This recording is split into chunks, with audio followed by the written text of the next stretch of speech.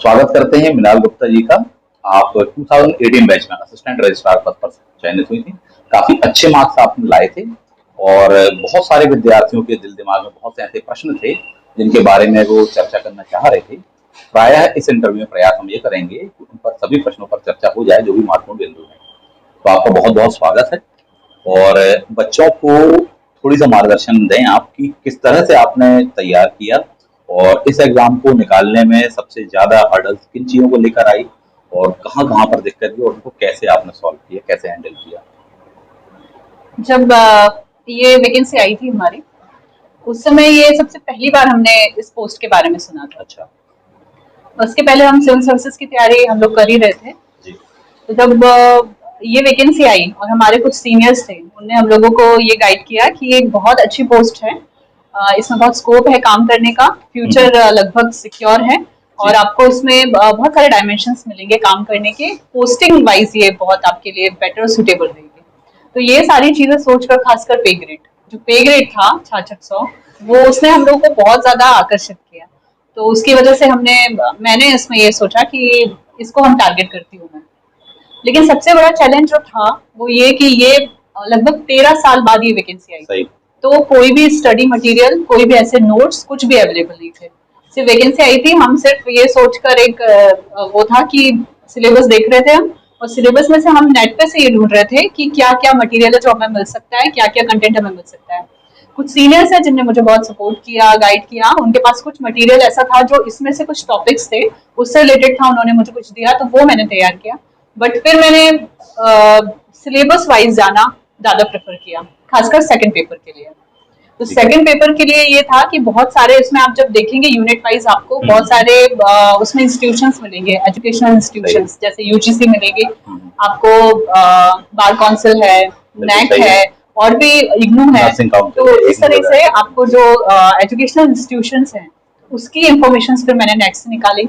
बहुत सारे आयोग उसमें दिए हुए हैं, आपको शायद 7th या 8th यूनिट में शायद मिलेगा। तो वो आयोग हैं, तो उन आयोग के चेयरमैन, उस आयोग का जो कॉन्स्टिट्यूशन है, उसका संगठन है, उसके क्या वर्किंग्स हैं, ये सब कुछ फिर मैंने उसको निकाल के कलेक्ट किया, कुछ नोट्स बनाए और इस तरीके से तैयारी उसमें शुरू की। ठीक है। पिछले बार की अपेक्षा कुछ चीजों में चेंज आया है। 2018 वाले बैच का जो नोटिफिकेशन था उसमें इसके बारे में लिखा हो कि एक स्थायी पद है, जो ग्रेड पे आपने बताया 6600। इस बार का जो नोटिफिकेशन है उसमें अस्थायी पद लिखा हुआ है नोटिफिकेशन में, प्लस उसमें ये भी है कि 5400 ग्रेड पे, यानी 5400 का ग्रेड पे। ये दो बहुत बड़े चेंजेस आए हैं और सिलेबस में तो काफी परिवर्तन उन्होंने किया है, खासकर पार्ट ए में। पार्ट बी लगभग ऊपर नीचे कह सकते हैं, कुछ चीजें बस अपडेट है। तो ये चीज को लेकर दिमाग में बच्चों के काफी है कि एक स्थायी पद है कि अस्थायी पद है। ऑब्वियसली नोटिफिकेशन जो नया आया है उसमें तो अस्थायी लिखा हुआ है, बट आपका यानी 2018 वाला जो था उसमें तो स्थायी था। तो इस मामले में बच्चे काफी कंफ्यूज हो रहे हैं। अच्छा, इसके बारे में ऐसी कोई टिप्पणी तो मैं नहीं करना चाहूंगी, लेकिन जहां तक मुझे समझ में आ रहा है कि कोई भी प्रशासनिक पद या कोई भी गवर्नमेंट जॉब आप जब लेते हैं तो उसमें परीक्षा अवधि होती है। सही है। तो जो परीक्षा अवधि होती है, कहीं 3 साल की होती है, कहीं 2 साल की होती है, अभी शायद 3 साल की शायद कर दी है। तो जब तक आपकी परीक्षा अवधि पूरी नहीं हो जाती तब तक आपका वो पद अस्थायी माना जाता है। आपके किसी भी अनुशासनात्मक कार्रवाई आपके साथ होती है, आप किसी भी तरह की इरेगुलरिटीज करते हैं, तो आपको जॉब से पृथक किया जा सकता है। तो इस वजह से शायद मुझे लगता है कि वो अस्थायी पद है, उसमें मेंशन किया गया होगा। प्रोबेशन कंप्लीट होने के बाद आपका एक आदेश जारी होता है और उसके बाद वो पद आपको स्थायी कर दिया जाता है सेवा में। तो मुझे लगता है शायद इस वजह से। ठीक है। इसको तैयार करने को लेकर बच्चों को पार्ट ए और पार्ट बी में थोड़ी सा एक दिक्कत जा रही है, तो एक क्या स्ट्रेटेजी होनी चाहिए, किस प्रकार से वो तैयार कर, कुछ बताइए इस बारे में। अच्छा, जैसा आपने देखा होगा कि इसमें जो मार्क्स हैं, फर्स्ट पेपर के लिए आपको 150 मार्क्स हैं, 150 मार्क्स हैं, 50 क्वेश्चंस। सेकंड पेपर जो है उसमें आपको 100 क्वेश्चंस हैं और 300 मार्क्स हैं। तो इससे बिल्कुल जाहिर होता है कि आपको वेटेज जो है वो सेकंड पेपर को देना है। सही है। उसका सिलेबस भी बड़ा है, आपका उसका जो सिलेबस है वो नया होगा बच्चों के लिए। अगर जिन्होंने 2018 की एग्जाम नहीं दी होगी तो उनके लिए तो बिल्कुल ही नया होगा ही। उसमें आपको सिलेबस वाइज जाना, यूनिट वाइज जाना ज्यादा बेटर है। सबसे ज्यादा उसमें इम्पोर्टेंट है एक्ट, विश्वविद्यालय, मध्य प्रदेश विश्वविद्यालय एक्ट 1973, वो सबसे महत्वपूर्ण है। उसमें कैसे विश्वविद्यालय जो है स्थापित होता है, किस तरह वो गवर्न होता है, उसके अधिकारी, उसमें काम करने वाले जो बाकी उसकी बॉडीज हैं वो कैसे काम करती हैं, कैसे विश्वविद्यालय में काम किया जाएगा, ये सारी चीजें उसमें मेंशन है। जी। तो वो बहुत महत्वपूर्ण हो जाता है। जब आप चयन हो जाता है आपका, उसके बाद आपको वही एक्ट जो है, वही आपकी रामायण है, वही बाइबल है, वही आपका सब कुछ है, उसके अकॉर्डिंग आपको काम करना रहता है। तो उसको पहले तैयार करना ज्यादा जरूरी है। सही है, सही चीज है। पार्ट बी को लेकर ही सबसे ज्यादा क्वेश्चन है बच्चों के दिमाग में, क्योंकि कहीं ना कहीं एमपीपीएससी जिन्होंने भी तैयार किया है, यूपीएससी वगैरह तैयार की है उन्होंने, तो पार्ट ए को लेकर तो इतनी दिक्कत नहीं हो रही है, पार्ट बी को लेकर काफी उनको परेशानी जा रही है। तो आपने किस प्रकार से उसको किया था और बच्चों को क्या आप मार्गदर्शन देना चाहेंगे, थोड़ी सा उस विषय पे बताइए। ये जो सेकंड पेपर है, इसमें आप देखेंगे अगर फर्स्ट यूनिट से लेकर आगे तक, तो सब जगह आपको उच्च शिक्षा में प्रशासन, उच्च शिक्षा का ढांचा, उच्च शिक्षा की संरचना, उच्च शिक्षा की व्यवस्था वगैरह जो भी है वो आपको मिलेगा। तो आपको ये ध्यान रखना है कि भारत में शिक्षा, खासकर उच्च शिक्षा जो है, उसका ऐतिहासिक परिदृश्य से आपको शुरू करके और अभी तक उच्च शिक्षा के क्षेत्र में कौन कौन से विधेयक आए हैं, क्या क्या बदलाव हुए हैं, कौन से विधेयक हैं जो कानून का रूप जिनने ले लिया है, किस वजह से, किन परिस्थितियों में उनको बदलाव लाना पड़ा है। खासकर ये जो न्यू एजुकेशन पॉलिसी है 2020, ये आपने देखा होगा कि उसमें शामिल किया गया है। पिछली बार ये नहीं थी क्योंकि उसके बाद ही आई है, तो अभी इसको शामिल किया गया है। तो वो किस दृष्टिकोण से लाई गई है, क्यों ऐसा महसूस किया गया कि उसको लाना है, उसमें क्या चेंजेस किए गए हैं, उसका क्या मोटो है और उससे क्या आगे जाके प्रभाव पड़ेगा।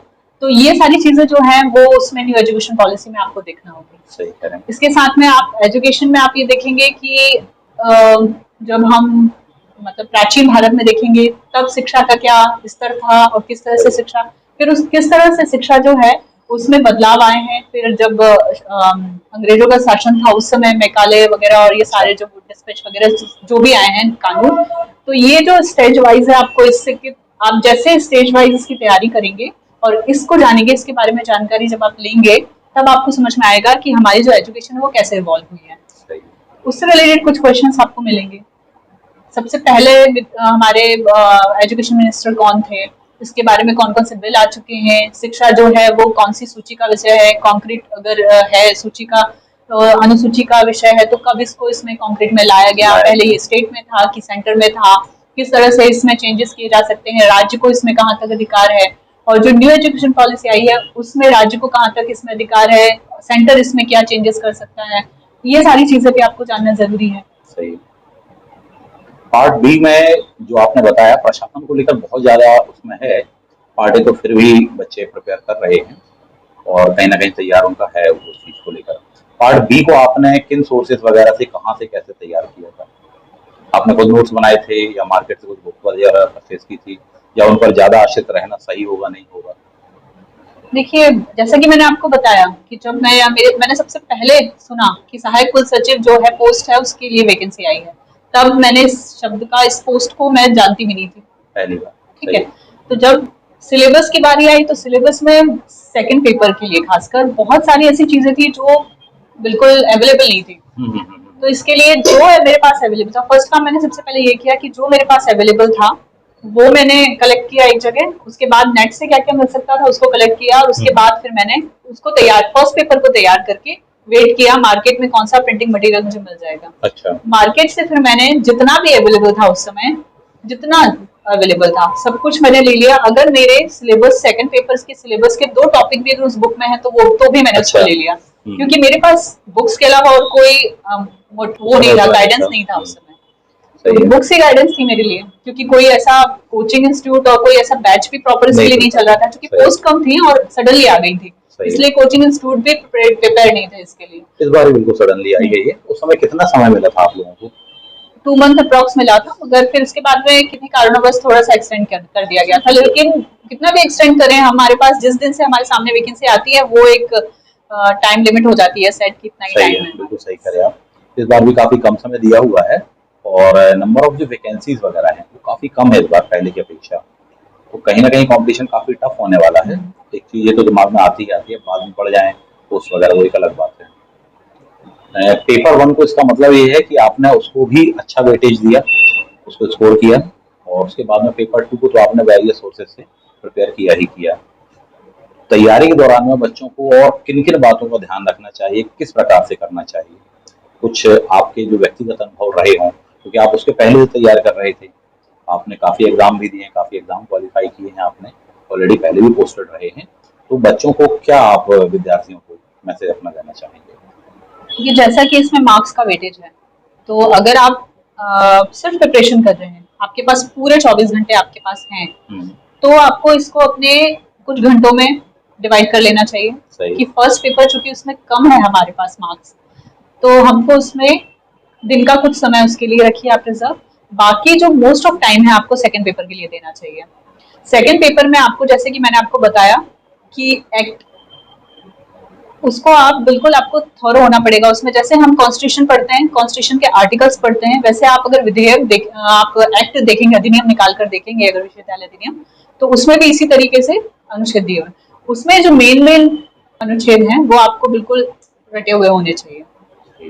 उसके बाद में फिर बहुत सारी ऐसी संस्थाएं हैं, वैश्विक संस्थाएं हैं, जैसे यूनिसेफ है, वर्ल्ड बैंक है, एडीबी है, एशियन डेवलपमेंट बैंक है, इसका बहुत बड़ा रोल होता है क्योंकि वो फंड देते हैं हमारी एजुकेशन के लिए। वो आता है रूसा के माध्यम से, तो रूसा एक बहुत महत्वपूर्ण संस्था है आजकल विश्वविद्यालय में डेवलपमेंट कार्य करने के लिए, चाहे वो छात्रवृत्ति हो, चाहे वो निर्माण कार्य हो, इंफ्रास्ट्रक्चर डेवलपमेंट करना हो, इन सब चीजों के लिए रूसा के माध्यम से यूनिवर्सिटीज के को फंड रिलीज होता है। तो वो उसकी भूमिका, उसका कार्य कब वो स्टैब्लिश हुआ था, उसका जो उसका महत्व है, वो सारी चीजें आपको देखनी पड़ेगी।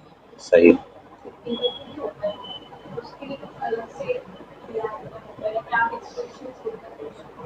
देखिए, इंटरव्यू में देखा होगा आपने 50 मार्क्स का इंटरव्यू होता है, तो जब आप प्री एग्जाम के लिए प्रिपरेशन करेंगे, उसी दौरान आपकी बहुत सारी तैयारी हो जाएगी।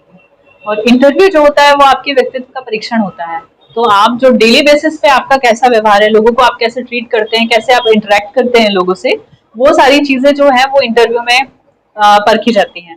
तो उसके लिए कुछ विशेष ऐसा कुछ वो नहीं है। आप जब से आपको समझ आया कि मुझे लाइफ में कुछ करना है, आपको कुछ समझ आई लाइफ की, तब से जो आपका बिहेवियर है, आपका daily day to day life में जो बिहेवियर है, वो आपके उसमें काम आता है। तो जब आप इंटरव्यू देने भी जाते हैं, तो आप कितनी भी प्रिपरेशन करके जाएं, आपका जो नेचुरल है वो बाहर आ जाता है वहां पे।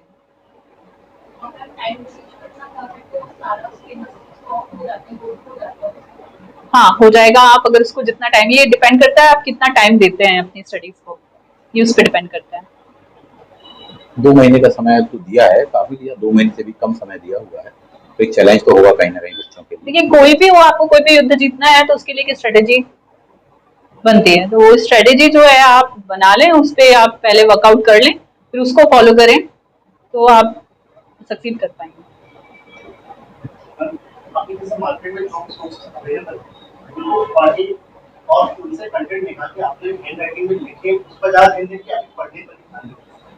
देखिए, मैं अपने पर्सनल एक्सपीरियंस से आपको ये कहूंगी कि टाइम चूंकि कम है, तो आप बहुत ज्यादा नोट्स बनाने पे बिलीव ना करें, पर हाँ, आप किसी भी एग्जाम की प्रिपरेशन करें, आपके पास जो भी बुक हो, आपने उसका चैप्टर 1 खोला, उस चैप्टर 1 को आपने जब पूरा एक बार पढ़ लिया ना, तो उसके बाद आप हाईलाइट करते ही ये चीजें, तो आपको अगर ऐसा लगता है तो आप किसी डायरी में उसके लिए यूनिट 1 डाल के और उसके जिस्ट उसका निकाल सकते हैं, वही काम आएगा।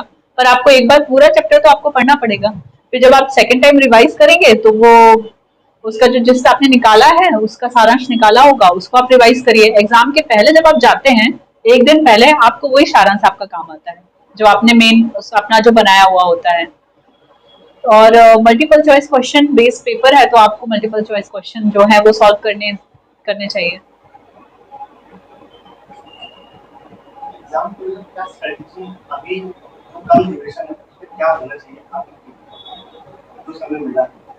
जैसा कि मैंने आपको बताया ना कि फर्स्ट पेपर जो है वो आपका, अगर आप पहले से सिविल सर्विसेज की प्रिपरेशन कर रहे हैं, तो आपका फर्स्ट पेपर जो है वो मुझे लगता है कि ऑलमोस्ट तैयार होगा। आपको फोकस करना है सेकंड पेपर के लिए। सेकंड पेपर में आप उसमें ये देख लीजिए कि कौन सा ऐसी यूनिट है जो ज्यादा बड़ी है या जो ज्यादा टफ है। उसमें आप एक बार उसको अच्छे से एक बार देख लीजिए पूरा सिलेबस सेकंड पेपर का, उसमें वो यूनिट पहले तैयार करिए जो आपको लगता है इजी है, तो आपके ऊपर प्रेशर कम हो जाएगा कि मेरा इतना सारा सिलेबस बचा हुआ है। जैसे मैंने आपको बताया है कि उसमें बहुत सारे आयोग दिए हुए हैं। आयोग जो है उनमें आपको बहुत ज्यादा कुछ नहीं करना, उसके मेंबर्स कितने हैं, कब वो स्टैब्लिश हुआ है, उसके अभी चेयरमैन कौन है, उसके क्या काम है, ठीक है, उसका रोल क्या है, ये आपको एक छोटे शॉर्ट नोट में आप बना लीजिए, आपकी वो यूनिट कंप्लीट हो जाएगी। ठीक है, उसके बाद में आप देखेंगे तो एक यूनिट ऐसी है जिसमें कि आपको बहुत सारी वैश्विक संस्थाएं दी हुई हैं, वर्ल्ड बैंक है, यूनिसेफ है, एडीबी है। आप इस ये कब स्टैब्लिश हुई थी, इसमें कितनी कंट्रीज जो है वो इसमें मेंबर हैं, इसके क्या रोल हैं, इंडिया में अभी इसमें क्या चल रहा है करंट लेवल पर। ठीक है, ये चीजें आप उसमें देख लीजिए, उसको नोट डाउन कर लीजिए, ये आपकी यूनिट कंप्लीट हो गई। ठीक है, इसके बाद में फिर आपने देखा कि एक यूनिट ऐसी है जिसमें दिया हुआ है विश्वविद्यालय स्तर पर जो प्रशासनिक व्यवस्था है या कैसे उसमें कार्य होता है, वो आप उसको निपटा लो। इसके बाद में फिर आपका एक यूनिट ऐसी आती है जिसमें दिया हुआ है कि ऐतिहासिक शिक्षा, उच्च शिक्षा का जो है वो कैसे डेवलप हुई उच्च शिक्षा, और क्या उसका रोल है, और कैसे मध्य प्रदेश में उच्च शिक्षा और उसका ढांचा और कैसे कार्य होता है, उच्च शिक्षा मंत्रालय। ये यूनिट आप निपटा लो, उसको आप फिनिश कर लो पहले। इसके बाद में फिर आपको जो एक यूनिट दी हुई है उच्च शिक्षा में प्रशासनिक व्यवस्था, तो वो केंद्रीय स्तर पर, राज्य स्तर पर, स्थानीय स्तर पर कैसे वो कोऑर्डिनेशन करके काम करती हैं, उनके कैसे अंतर संबंध हैं, उनमें कैसे कन्फ्लिक्ट होते हैं, एक ये वो चैप्टर है, इसको आप प्रिपेयर कर लीजिए। तो ऐसे जब आप स्टेप बाय स्टेप चलेंगे ना, इजी से टफ की तरफ जाइए आप। पहले अगर आप टफ को पकड़ेंगे, जिसका मटेरियल आपके पास अवेलेबल नहीं है, उसके लिए आप परेशान होंगे, तो फिर आपके ऊपर प्रेशर आ जाएगा, टाइम आपका निकलता जाएगा। तो आप इजी से टफ की तरफ जाइए, आप कॉन्फिडेंस भी आएगा आपको कि मेरा इतना सिलेबस था, इतनी यूनिट थी, इसमें से इतनी यूनिट मेरी कंप्लीट हो गई, मेरे पास इतनी यूनिट बस बची है। बिल्कुल सही है, मैं आपकी इस बात से भी सहमत हूँ। जैसा उन्होंने कहा शॉर्ट नोट्स बनाने के लिए सिलेबस बहुत बड़ा है, जितना मैंने देखा अभी तक आरबी का सेक्शन बहुत विशाल का है, और खासकर रेगुलर टच में रहते नहीं बच्चे उस सेक्शन से, उसके कारण उसमें बहुत दिक्कत जाएगी। उसके सॉल्यूशन के लिए ये है कि अभी एक आध सप्ताह के भीतर ही हम लोग नोट्स देने वाले हैं, सभी विद्यार्थियों को मिलेंगे, और उसके लिए मैं ही काम कर रहा हूँ, मैंने ही नोट्स बनाए हैं और काफी हद तक काम वो कम्प्लीट हो गया है, तो बच्चों को मिल जाएंगे। बट फिर भी ये जो बात उन्होंने कही कि साहब जिन सेक्शन से आप परिचित हैं, जो आपके पास में कंटेंट है, सबसे पहले उनको बिना देर करे तैयार करना शुरू कर दें। उसके बाद में धीमे धीमे जो सेक्शन होंगे वो मिलते चले जाएंगे, हाथ में आते चले जाएंगे, उनको प्रिपेयर कर लीजिए। ज्यादा तो शॉर्ट में उसको कहीं पर अपना बना लें, लेकिन ज्यादा लिखने का प्रयास मेरे ख्याल से समय नहीं करना चाहिए, टाइम बहुत कम है। आज की डेट से ये देखिए 55 डेज है, ये टाइम पर एग्जाम हो जाता है, तो ये अपने आप में है। लेकिन जिनको सफल होना है, जिनको आगे बढ़ना है, तो उनके लिए तो मेरे ख्याल से कोई चैलेंज कभी मायने नहीं रखता है। 26 सिलेक्शन उठाया था विद्यार्थियों ने, मेहनत की थी दिन रात, और आज उनको देख रहे हैं, अपन सफलता के शिखर पर देख रहे हैं। तो नो डाउट उन्होंने भी अपने जीवन में बहुत मेहनत की होगी। मैंने उन लोगों का संघर्ष देखा है, बहुत मेहनत की, बहुत तैयारी की, बहुत प्रयास किया, तब जाकर आज इस जगह पर है। तो सभी को करना ही पड़ेगा और उसको फेस करना पड़ेगा उस संघर्ष को, उसके बिना हो नहीं सकता। और भी कोई चीज ऐसा पॉइंट जो आप बताना चाहें बच्चों को? यूट्यूब पे आपको, ऑनलाइन प्लेटफॉर्म पे आपको कुछ वीडियोस मिल जाएंगे, आप उनका मतलब हेल्प लेने से बिल्कुल मत झिझकिए। उसमें कुछ ना कुछ आपको काम की चीज मिल जाएगी, और आपका एक क्वेश्चन भी, अगर आपको एक क्वेश्चन के लायक इन्फॉर्मेशन भी उससे मिल जाती है और आप एक क्वेश्चन भी उससे सही कर पाते हैं, तो आप बहुत सारे बच्चों से रैंक में ऊपर दिखाई देंगे। सही। आपको 18 का पेपर आई थिंक ऑनलाइन हुआ था, तो शायद आपको मिले, तो आप अगर वो आपको मिल जाता है तो आप बिल्कुल इसकी हेल्प ले सकते हैं। नेगेटिव मार्किंग है तो आपको इसके लिए तो एक स्ट्रेटेजी बनानी पड़ेगी कि आपको ज्यादा से ज्यादा क्वेश्चन जो है आपको एक्यूरेट होना पड़ेगा। पहले तो आप जब एग्जाम हॉल में एंटर करें उसके पहले आपकी एक्यूरेसी होनी चाहिए, आपके सिलेबस पे आपकी कमांड होनी चाहिए, ताकि आप सिली मिस्टेक ना करें। क्योंकि अगर आपने सिली मिस्टेक की और आप नेगेटिव मार्किंग, और आप बहुत पीछे हो जाएंगे। कंपटीशन बहुत ज्यादा है, पोस्ट बहुत कम है, तो आपको इस चीज का ध्यान रखना पड़ेगा कि नेगेटिव मार्किंग जो है वो उससे आप बचे रहें। लास्ट टाइम में नेगेटिव मार्किंग नहीं थी, इस बार में नेगेटिव मार्किंग है, और नेगेटिव मार्किंग बिल्कुल आईएएस के पैटर्न पर है, 1/3 वाली। उसमें ये जरूर होता है कि बिल्कुल जिन क्वेश्चन को आप अच्छे से जानते हैं उसको बनाएं, और उसकी भी कुछ खास टेक्निक होती है, कुछ फॉर्मेशन होते हैं, उनको फॉलो करना पड़ेगा। तो उसी पर भी बात अपन करेंगे, है ना। मैं विद्यार्थी को ये कहना चाहती हूँ कि पोस्ट की तरफ आप बिल्कुल मत देखें। मेरे ख्याल से इसको आप दोनों तरीके से ले सकते हैं। हर चीज के जो है, हर सिक्के के दो पहलू होते हैं। पोस्ट कम है, इसको देखकर आप घबरा भी सकते हैं, और पोस्ट कम है, इसको देखकर आप ये भी सोच सकते हैं कि मुझे तो इसको लेना ही है, एक पोस्ट ही लेना है और वो मुझे ले लेना है। बिल्कुल सही है। तो इसके हिसाब से आप अपनी स्ट्रेटेजी बना सकते हैं। तो आप उसको देखकर बिल्कुल घबराए नहीं, उसको चैलेंज की तरह लें, और आपका एक डे टू डे आपका एक होना चाहिए सेल्फ असेसमेंट। बिल्कुल सही। आपका एक टाइम टेबल होना चाहिए कि मुझे मेरे पास 45 डेज है मान लीजिए, तो मुझे 30-35 डेज में अपना सब कुछ एक बार कंप्लीट कर लेना है। उसके बाद मुझे हर 10-10 डेज या फिर 7-7 डेज का आपका रिवीजन होना चाहिए। तो वो आपका डेली टू डेली आपका एक आपके पास सेल्फ असेसमेंट होना चाहिए। जैसे आपने देखा होगा मार्केटिंग लाइन में जो होते हैं, बिजनेस में होते हैं, उनकी एक प्रॉपर डायरी होती है, उनका एक प्रॉपर वो होता है कि मैंने इतने बजे ये किया, इतने बजे उसे maintain करना ये किया और इसका ये रिजल्ट निकला। उसका तो feedback भी आपको 45 डेज के लिए अपने आप को बिल्कुल एक उसमें सटीक दिनचर्या आपकी होनी चाहिए, उसमें आपको बांध लेना चाहिए। सही। उसके बाद आप ये टॉपिक मुझे इस दिन करना था, मैंने किया या नहीं, इस चीज का आपको एक वो होना चाहिए। तो एक स्ट्रिक्ट स्ट्रेटेजी इसके लिए आपको सेल्फ डिसिप्लिन बहुत जरूरी है इसके लिए। बिल्कुल सही है। एक मैनेजमेंट आपका होना चाहिए कि साहब आपके पास में पेपर 1 में 5 यूनिट है, पेपर 2 में 10 यूनिट है, 45 डेज हैं या 50 डेज हैं, 55 डेज हैं, कितने बजे आप उठेंगे, कितने बजे कितने घंटे आप पढ़ने वाले हैं, किस टाइम आप किस सेक्शंस को देने वाले हैं। ना केवल पढ़ना है बल्कि प्रीवियस ईयर का क्वेश्चन पेपर भी देखना है, हालांकि वो ज्यादा उपलब्ध है नहीं, उससे कुछ अनुमान लगाना, उसको एनालाइज करना है, जो पढ़ा उसका रिवीजन भी करना है और एक अच्छा परफॉर्मेंस भी देना है।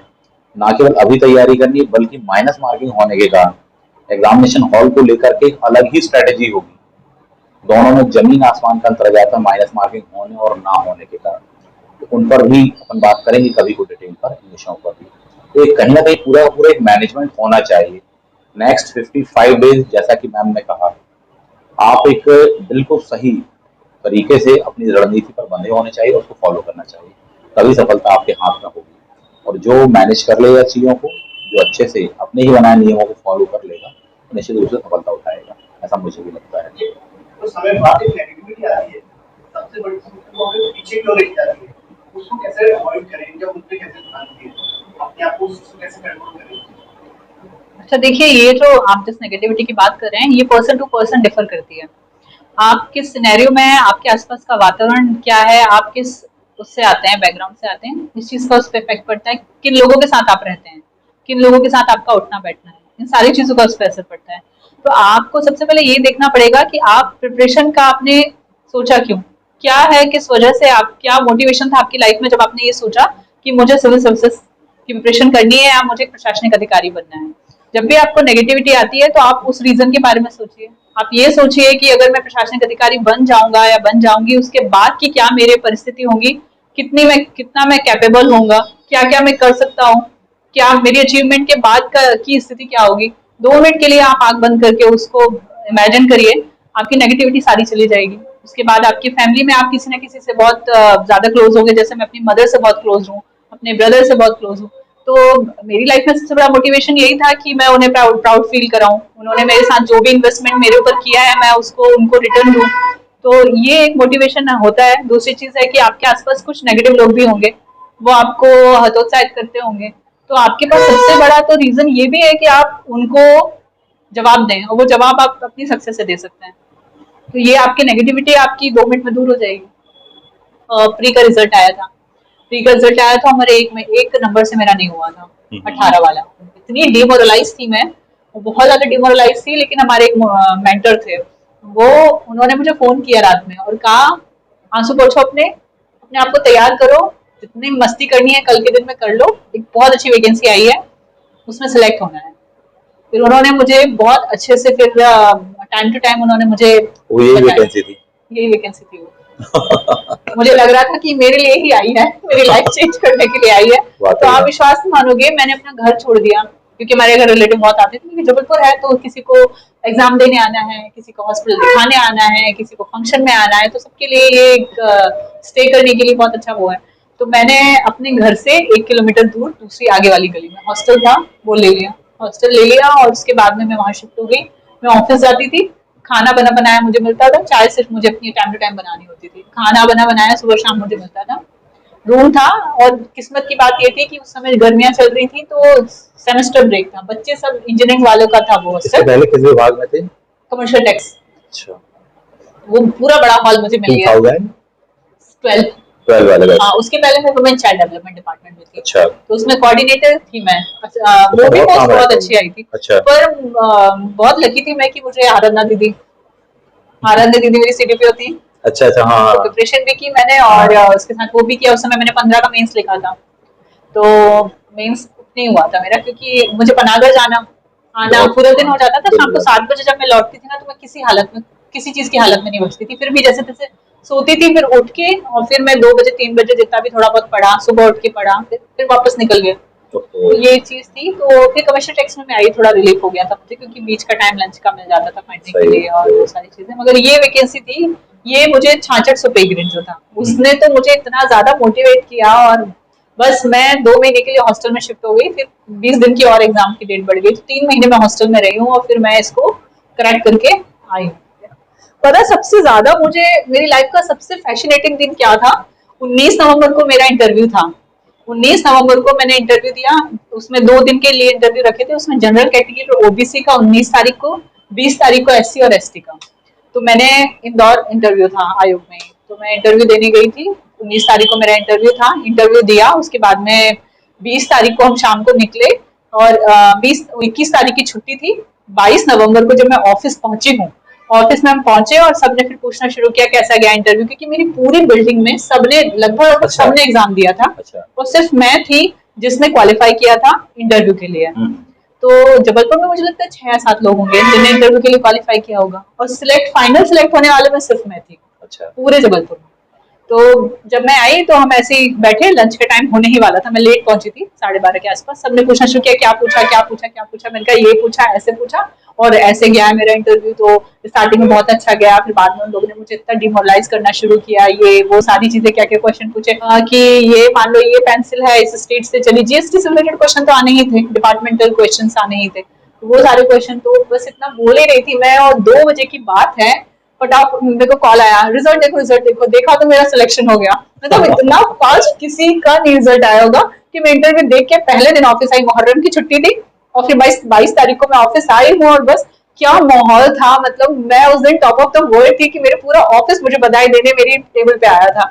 मतलब क्या कमिश्नर, क्या डिप्टी कमिश्नर थे, क्या हमारे असिस्टेंट वो थे एसीटीओ, क्या सीटीओ, क्या एसी, सबके सब व्हाट्सएप ग्रुप में हमारा जो डिपार्टमेंटल था उसमें फिर बधाइयों का दौर शुरू हुआ, मिठाइयों का दौर शुरू हुआ। फिर सबने जो बधाइयां देना शुरू की है, मतलब 2-3 दिन तो मतलब मैं सो नहीं पाई। मतलब घर जाके अपनी मम्मी से निपट के मैं इतना रोई हूँ उसके बाद कि मैं 3 महीने मैंने जिस चीज के लिए दिए वो मेरा काम सार्थक हो गया। सही है, आपने जो रणनीति बनाई कि बिल्कुल घर ही छोड़ दिया और 3 महीने बिल्कुल ये टारगेट करके मतलब मैं आप एक्चुअली ही के लिए आई है थोड़ा सा वैकेंसी। फिर क्या हुआ कि स्टाफ में ही हंसी परिहास का पात्र भी बन गई थी मैं, कि मैडम मतलब हॉस्टल में शिफ्ट होंगे तो सिलेक्शन हो जाएगा। अच्छा। मैंने हॉस्टल में शिफ्ट होने के बाद पढ़ाई भी करनी पड़ती है, सिर्फ हॉस्टल में शिफ्ट होना जरूरी नहीं है।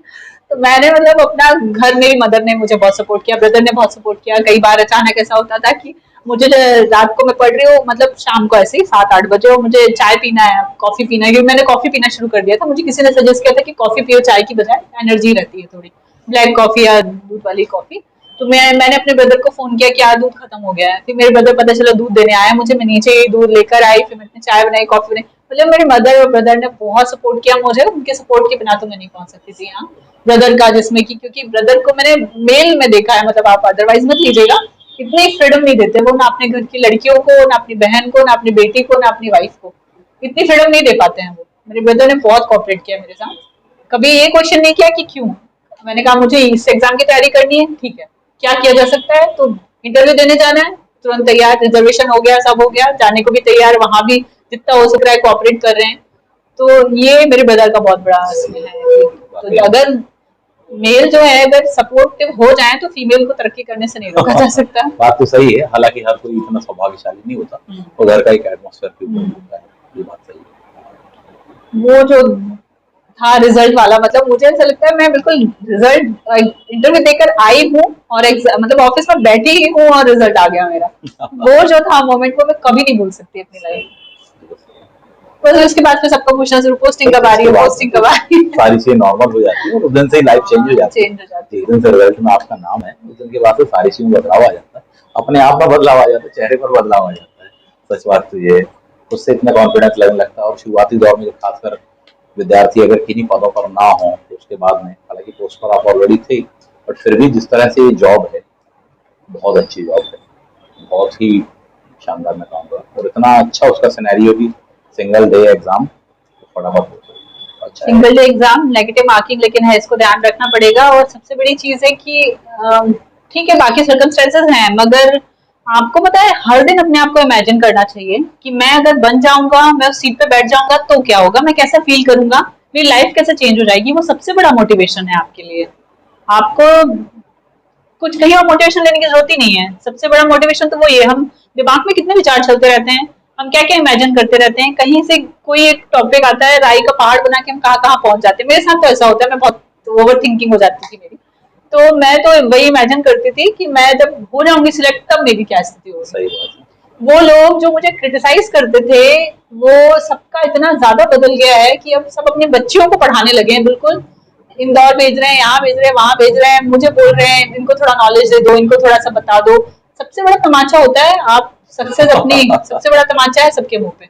सही है, बिल्कुल सही है। देखो कमाते आप अपने लिए हो, अचीव आप अपने लिए करते हो, सब कुछ आप अपने लिए करते हो, लेकिन फिर भी आपको नेगेटिव लोगों से पाला पड़ता ही है। तो सब आप सक्सेसफुल होके सही डायरेक्शन में होके आप जवाब दे दो उनको, सब राइट हो जाते हैं, सब राइट हो गए हैं। पेपर 1 है उसमें अंतरराष्ट्रीय और राष्ट्रीय स्तर पर समसामयिक वाला जो बिंदु है, तो उसमें आप देख रहे होंगे, उसमें आपने देखा होगा अगर आप फर्स्ट पेपर के लिए आपको पिछले कुछ वर्षों के प्रश्न पत्र मिल जाएंगे इजीली। जब आप उनको देखेंगे तो आप एक चीज पाएंगे कि स्पोर्ट्स काफी आता है। तो वो अभी कॉमनवेल्थ गेम जैसे चल रहे हैं, तो आप उसको बहुत अच्छे से प्रिपेयर करिए। स्पोर्ट्स में से आपको काफी क्वेश्चंस मिल जाएंगे। सही है, बिल्कुल सही है। करंट अफेयर का बहुत महत्वपूर्ण रोल होता है अपने अपना एग्जाम में, ये इस पर ध्यान रखें सभी। इनके जो फर्स्ट पेपर है और जो करंट का सिनेरियो आता है, ये बाकी एग्जाम कुछ रिलेट करते हैं क्या इनके डेटा? एग्जाम टू एग्जाम थोड़ा सा डिफर करता है। देखिए मध्य प्रदेश का आप जहां तक देखेंगे तो आपको वन लाइनर या कहना चाहिए कि एक फैक्ट बेस्ड क्वेश्चंस आपको बहुत ज्यादा मिलेंगे। जैसे किसी राष्ट्र का राष्ट्र प्रमुख, राष्ट्रपति कौन है, वहां का प्रधानमंत्री कौन है, वहां की राजधानी क्या है, वहां की मुद्रा क्या है, करेंसी, तो ये सारी चीजें आपको सीधे फैक्ट बेस्ड क्वेश्चंस मिलेंगे। तो आपको फैक्ट्स जो हैं वो प्रिपेयर करना, आपका एक फोकस उस पर भी रखिएगा। जब आप न्यूज़पेपर पढ़ते हैं तो न्यूज़पेपर में भी आपको बहुत सारे फैक्ट मिलेंगे, कोई ना कोई ऐसा कोना जरूर होगा जो वो आपके एग्जाम से रिलेटेड होगा। तो वो आपको वहां से आप अपनी डायरी में या कहीं जो भी नोट्स बनाते हो उसमें नोट डाउन कर लीजिए। कितने लंबे समय तक का जाना चाहिए? एक साल का, 6 महीने का, 4 महीने का, एक साल से और कभी हमें ध्यान रख के चलना चाहिए। अच्छा, ये डिपेंड करता है कि इशू क्या चल रहा है। ठीक है, कुछ ऐसे मुद्दे होते हैं जिनका एक बहुत लंबा इतिहास होता है। ठीक है, कुछ ऐसे इशू होते हैं जो अभी उठ खड़े हुए हैं लेकिन उनका कहीं ना कहीं पीछे से लिंकेज है, जब हम देश हमारा परतंत्र था तब से या फिर उसके पहले से भी। तो आपको जो कोई भी आप जब इशू है, कोई भी करंट अफेयर है आप उठा रहे हैं, तो उसका आपका स्टार्टिंग से आपको लेके और आज तक उसमें क्या चेंजेस हुए हैं, कैसे स्टेप बाय स्टेप उसमें प्रोग्रेस हुई है, वो सारा आपको कवर करना चाहिए। क्योंकि इसमें ये करंट अफेयर की खास बात ये, कहने के लिए वो करंट अफेयर है लेकिन वो कहाँ से वो लिंक्ड होगा ये आप उसमें जज नहीं कर सकते। सामान्यतः ये 1 साल 1.5 साल का ड्यूरेशन है जो वो उसमें कवर करते हैं। पर फिर भी जो भी इशू चल रहा हो, जैसे अभी अगर आरक्षण का इशू चल रहा है तो आपको आरक्षण में, सिर्फ आरक्षण में अभी क्या चल रहा है, विरोध हो रहा है, किस वजह से विरोध हो रहा है, हो सकता है कोई नई कमेटी आई हो, उसकी कोई नई रिकमेंडेशंस आई हो, गवर्नमेंट कुछ चेंजेस करना चाह रही हो, तो वो सारी चीजों के अलावा उसके पहले उस पर कोई कमेटी बनी है क्या, कुछ हमारे आर्टिकल्स कुछ है नए इनकॉर्पोरेट हुए हैं क्या, या फिर संविधान में कुछ चेंजेस हुए थे, किसी राज्य से कुछ रिलेटेड है, तो ये सारी चीजें आपको उसके बेस में तैयार करते जाना चाहिए।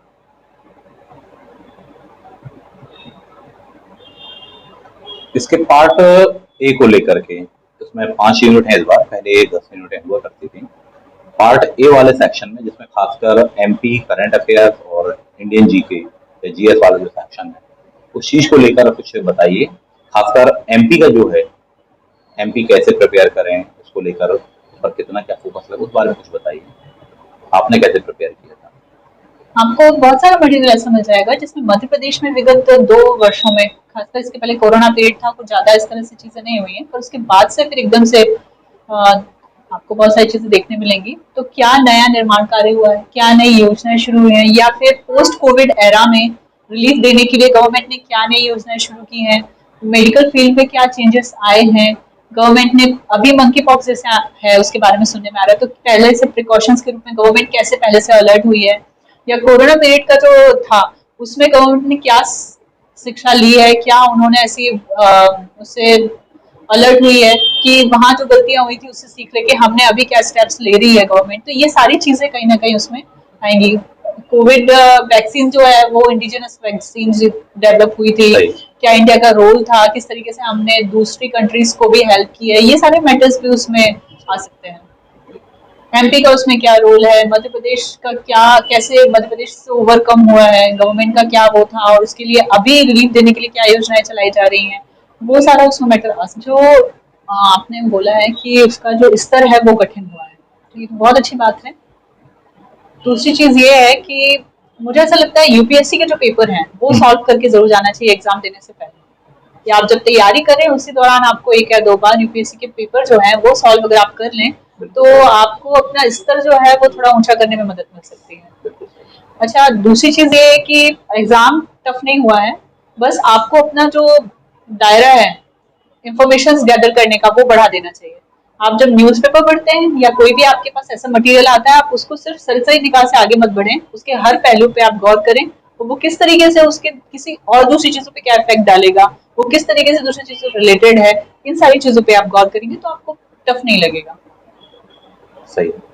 और जब आप सेकंड पेपर की प्रिपरेशन करते हैं तो उसमें आप जब यूनिट 10 देखेंगे तो उसमें आपको खास बात ये मिलेगी कि उसमें दिए हुए अनसीन पैसेज, उस पे आप बिल्कुल अब श्योर हो जाइए कि आप जब उसको, क्योंकि पहले से उसकी प्रिपरेशन करने की बहुत ज्यादा आवश्यकता नहीं है।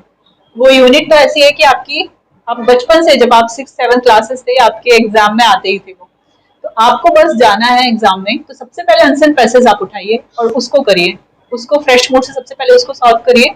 आप उस अनसन पैसेज जो है वो सॉल्व करने का एक तरीका होता है कि आप सबसे पहले क्वेश्चन पढ़िए, क्वेश्चन पढ़िए और क्वेश्चन पढ़ के आप देखिए कि क्या एक वर्ड है जो उस क्वेश्चन में आपसे बार बार आ रहा है या आपसे पूछा जा रहा है, उसका आंसर आप अपने पैरा में तलाश करिए, वो ज्यादा बेटर रहेगा। अदरवाइज आप क्या करेंगे कि उसको पैरा को आप पढ़ेंगे पूरा, ठीक है, बार बार पढ़ेंगे और उसके बाद फिर आप क्वेश्चन सॉल्व करने जाएंगे तो आपका इसमें टाइम वेस्ट होगा। मेरी जो स्ट्रेटेजी थी वो ये थी कि मैं इसको क्वेश्चन जो है वो पढ़ लेती थी, उसमें 3 या 4 या 5 क्वेश्चन जितने भी हैं उसमें क्वेश्चन पहले पढ़ लिए, उसमें हमने देख लिया कि ये पूछना क्या चाह रहा है, उसके बाद फिर मैं पैरा पढ़ती थी, तो इससे बहुत समय की बहुत बचत हो जाती थी। तो एक ये जो 10th यूनिट है अनसीन पैसेज इंग्लिश हिंदी दोनों, ये इसके मार्क्स पूरे आपके हाथ में होने चाहिए। सही है। 10 यूनिट है इसमें और 100 क्वेश्चन मान के चलिए 10 यूनिट में, तो यानी सभी से 10 आने चाहिए, ऐसा अनुमान है। 5 और 5 तो ये होंगे, सीधा सा आशय है कि 10 के 10 सही हों।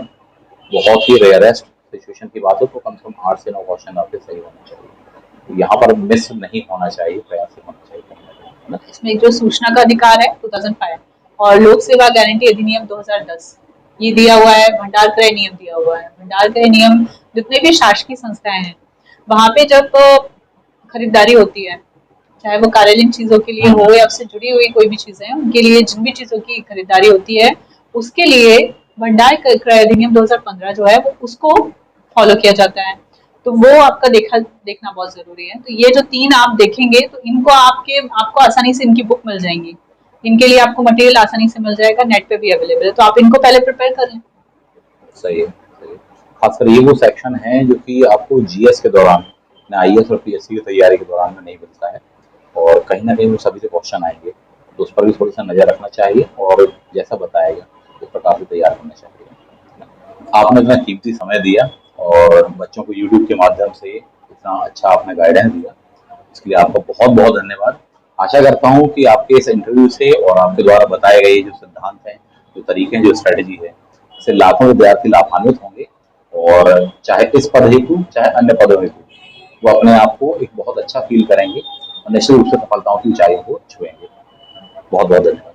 मुझे इनवाइट करने के लिए बहुत बहुत धन्यवाद। मुझे बहुत अच्छा लगा कि मैं छात्रों को कुछ मार्गदर्शन दे पाई, और आप सभी को ऑल द वेरी बेस्ट। अगर इसको पूरे मनोयोग से आप इसकी एग्जाम जो है उसकी प्रिपरेशन करिए और एग्जाम दीजिए, और इसके साथ साथ आपका एक प्लान बी भी होना चाहिए, तो आप उसके साथ प्लान बी भी अपने दिमाग में एक रखिए।